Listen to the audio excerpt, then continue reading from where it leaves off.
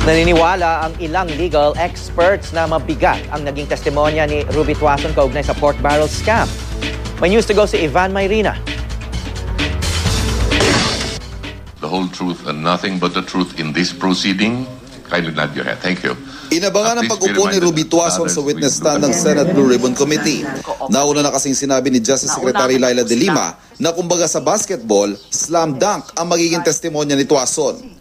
Sa tingin ng mga legal experts, slam dunk nga ba? Naniniwala si UP Professor Rowena Daroy Morales na naging mabigat ang testimonya ni Tuason kung dati raw ay may mga butas sa mga detalye sa testimonya ng ibang whistleblower. Ngayon may lumantad na siya mismo nagabot ng umano'y kickback sa ilang inakusang senador. Ang mga narinig natin dun sa affidavits ng mga, kung ano yung mga accounts sa media ng ating mga whistleblowers, A, B, C, L, M, N. O kaya biglang may H sa gitna. What Ruby Tuason did was to provide A, B, C, D, E, F.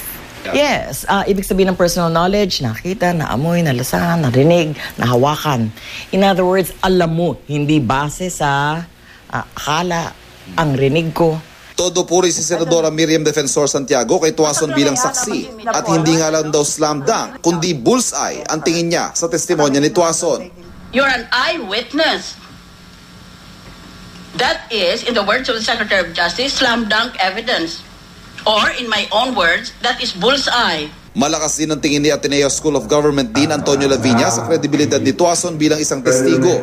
Bukod sa paraan ng kanyang pananalita na diretso, tila wala rin daw siyang pag-aalinlangan. Aminado rin daw si Tuason na naging bahagi siya sa krimen kung saan siya tumetestigo. She was really admitting against interest. Very, very important yan for credibility when you're saying something that is bad about yourself. Tahas ang itinanggi at isinantabi bilang puro kasinungalingan ni Senador Jinggoy Estrada mga pahayag ni Tuason. Pero sapat kaya ito para makalusot siya? Yeah, I think she provided a lot of details. Daming po yun. Parang ano nga parang the Chavit Singson testimony in the Estrada case. Yes. Dahil personal niyang ginawa. I cannot imagine those assertions will work at all for Senator Estrada. Frankly, it's hard for me to imagine now an escape for him, no?